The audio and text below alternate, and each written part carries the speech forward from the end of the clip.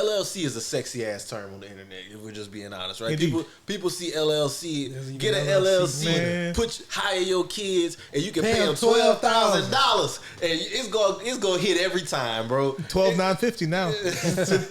But too often, people think LLC is just the only business structure, or this is the best way to go about structuring your business. But as you were kind of getting into earlier, there are better and different ways to structure your business. Indeed. So, can you kind of go over the different types of corporation structures that you have? Yeah. Okay. So I'm gonna give the quick version because like it can get really layered, but it's really four entity structures that people are really talking about the most. So that's a sole proprietorship, general partnership, corporation, and LLC. And so, well, I try to give both sides because I do actually feel like the LLC is the best entity that's suited for the majority of people, but it's not suited for everybody because there are different scenarios that might require different things. So with the sole proprietorship, that's when you are just doing business in your own names. The example I use, if I started a lemonade stand because it's 1,000 degrees outside, but if I started a lemonade stand and I just said Soluto's lemonade stand, or if I didn't call it nothing, I'm just selling lemonade.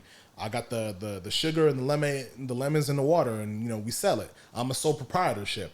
All the money that the business makes is my personal money. Me and the business are the same. It's associated with your Social Security. Indeed, my social's on it. No separate. I mean, you can get a separate EIN, but it's still attached to you.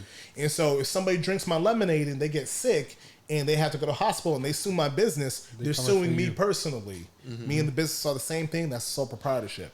Benefits is that it's real easy to start. I just go outside and start selling lemonade. But the downsides are I have no protection. I'm personally on the hook. So that's a sole proprietorship. Real quick, one of the things that also gets people caught up is a DBA. A DBA just stands for doing business as. A DBA is not a business entity. It does not protect you. It offers you no business protection. What it offers you is a trade name, a business name. So oftentimes, like even all the big corporations, they'll have like some longer extension of their name that you've never heard because they just say Coca-Cola Corporation. They just say Apple. Those are DBAs. So when you want to have a more attractive, a sexier name to market and advertise your brand, you use the DBA. But it doesn't give you any business protection. I've had too many calls where people are like, no, I'm protected. I got a DBA. Okay, DBA over what? You set up an LLC or a corporation? No, just a DBA. Oh, so you're not protected. And so that's the thing. DBAs are useful because you want to advertise and market with the dope name. Branding standpoint. Black Wealth Renaissance. That'd be great for a DBA. A DBA that says Black Wealth Renaissance is not going to protect you. So it's like you said, it's from the branding standpoint. So all of that is sole proprietorship. So then the next thing is a general partnership. And so I'm actually not a real big fan of how some people do general partnerships because there's nothing wrong with it, but I want people to do general partnerships with LLCs. So if you do a general partnership by itself, that's me and David. David, he's got the plug on ice. I got the lemonade on lock. So David brings the ice, I'm bringing the lemonade. We're working together. Everybody knows that we're working together. A general partnership happens when two parties are doing business together. So we could have a formal contract as a partnership agreement, or just by practice of us working together, and it's understood in the context that, hey, these two people are doing business together, we can informally, unbeknownst to each other, form a partnership. Gotcha. And so the problem with a general partnership like that is that you're open to double liability. So once again, if I get sued, you get sued. So something was wrong with my lemonade mix, and we're working together. And Jalen, he drinks our lemonade, and he gets sick, and he has to go to the hospital. It don't matter. You could come after me so you have to go to the hospital. You got $100,000 in hospital bills. You can come after me for all the $100K. You can come after David for all the $100K. You can come after us 50-50, whatever. So when you're in a general partnership, you're exposed to what's called double liability. And that's just an example of two people. Say we have a partnership with 5 or 10 people. One person in the group could mess up. Any other person in the group or everybody together could be held liable.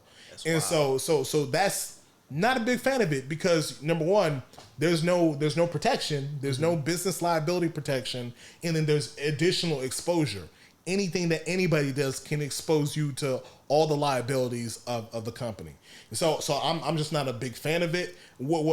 one thing that people don't realize is like even the real estate context, a joint venture, that's a general partnership.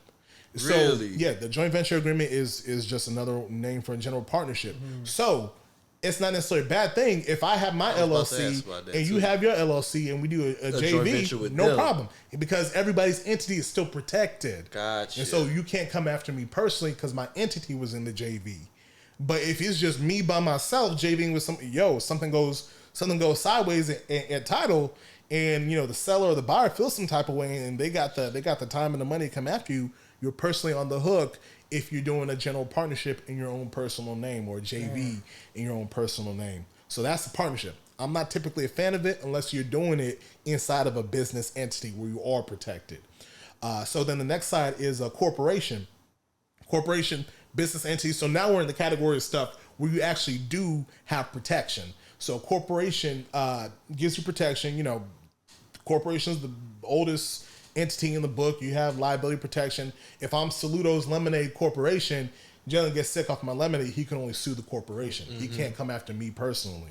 Now, the downside to the corporation is, you can't just form these corporations and just get the piece of paper and just, not do anything. A corporation comes with a lot of rules and structures to it.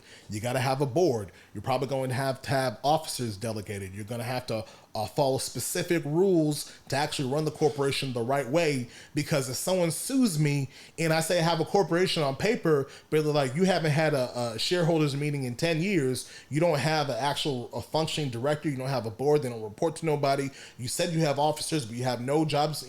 They can pierce through that stuff real quick and still hold me personally responsible. Corporation has more duties than the LLC. So that's piercing the corporate veil. That's piercing the corporate veil. So what that means is you pierce through the corporate wall of protection and you're personally held at risk. That's why I tell people you don't need a paper LLC because paper gets pierced. You need a performing LLC. And so piercing corporate veil means, you say you have an LLC on paper, a corporation on paper, but you're not running it the right way. So we're going to hold you personally responsible. And so that's what happened with that one dude that had the leases for the office space when COVID hit. He wasn't running it the right way, and in the building they needed the bread. They wanted their money. So that's what happened. So corporation is cool, but it has more requirements to keep it maintained. An LLC has requirements, but corporations have more. But then the real negative side is when it comes to taxes, corporations are subject to double taxation.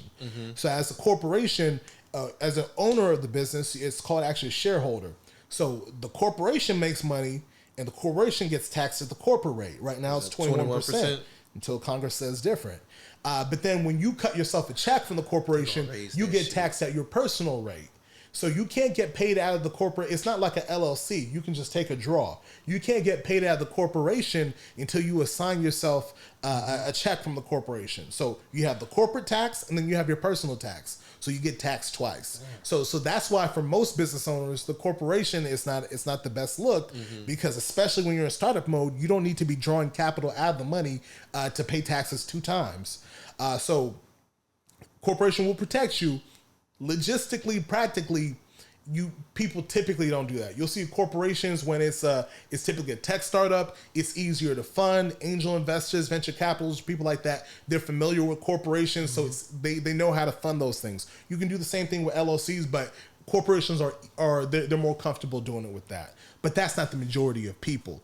That's where the corporation's held. And then the LLC is kind of like we're talking about. You have that protection, and you still have requirements. You still got to run that thing the right way, but the requirements aren't as much as with the corporation. And then you also get that liability protection. And then on the tax side, there's no double taxation. It's a pass-through entity. The money that the LLC makes flows through your 1040 into your personal taxes, unless you start to do S corporation, some other. Yeah. So that was gonna be my next question. So, does the S corporation technically fall under the LLC umbrella or the corporation umbrella? Yeah, so that's a good question. So, an S corporation is a tax selection. An S corporation is not a business entity. Gotcha. So you can have a regular corporation. It's actually classified as a C corp. Okay, so, that was my question. Yeah. So you can have a C corp taxed as an S corp, or you can have an LLC taxed as an S corp. So traditionally, a C corp will have that double taxation, like we talked about. corporate level and then the personal level when you pay yourself. But you can choose to have your C corp be taxed as an S corp. The only downside to that is you still have to maintain the C corp requirements and so you have to have a board and all those different things. And so, in the vast majority, I forgot the numbers, but the vast majority of business owners are single member business owners. And so, I just tell people from a practical level, if you want to decrease your chance for exposure, why have a corporation set up where you will need to maintain things that you typically, most people are not maintaining, and then if something happens, you have a chance to have that corporate veil pierced. Unless you have a specific reason to have a corporation, have an LLC, because it's easier to maintain. So that's the difference with S corp. What does S corp stand for? S corp just stands for subchapter S of the Internal Revenue Code. So some people say it's small business, not necessarily, but like it's just subchapter S of the IRC. But yeah, so an LLC taxed as S corp it can really be the best of both worlds because you get that legal protection, but you're saving money on the self-employment tax.